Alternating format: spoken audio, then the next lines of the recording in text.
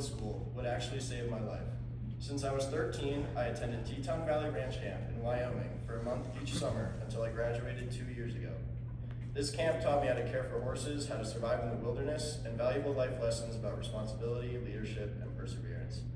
During my first backpacking trip of my final year, I faced my biggest challenge yet. The staff announced we would be attempting an experimental 50-mile route across the backside of the Teton Mountain Range.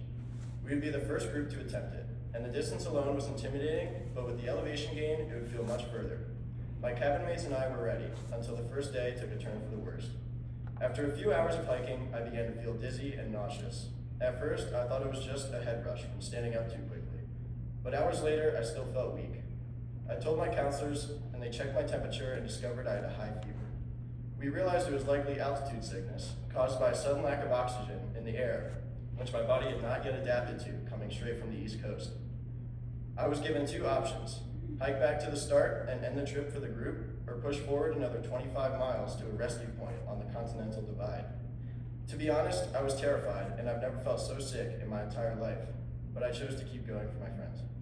As the journey continued, my sickness got worse and my backpack felt heavier with every step. Sometimes I could barely stand. The only thing that kept me going were my mini goals.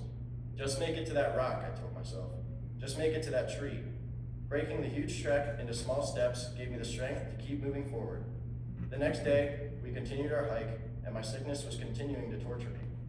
I had used up all our medication, I was unable to eat any kind of food without almost vomiting, and my counselors had to carry my backpack for me while I wobbled through the forest. It couldn't possibly get worse than this. That was until we heard loud crashing and trees falling in the distance. Everyone looked around to figure out what was happening until one of my friends shouted, "Bear." Now we have a protocol for when there's a bear sighting, but this bear was charging at us and knocking every small tree down as it ran. I knew that if it came down to us having to run from it, I would no doubt be eaten first, as I could barely even stand on my own 2 feet. The bear had gotten so close that I could see its eyes, and it was then that I gave up. Thankfully, my group stood their ground and around me and started making as much noise as possible. Luckily, the bear ran past us and disappeared into the forest.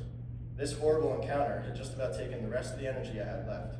So when we finally reached the bottom of the plateau, I had to crawl up the final stretch. But finally, we reached the top, and waiting for me was my rescuer. I saw an old, beat-up yellow car parked on the plateau, identical to the cars from Jurassic Park. And beyond it, the most beautiful view I'd ever seen, full of beautiful blue skies and snowy mountain ranges everywhere. And at that moment, I knew the pain and struggle had been worth it. Looking back on this experience, I realized that the techniques I used to keep pushing and stay on my feet were identical to the study skills I learned in middle school, turning large tasks into small pieces and getting help from others.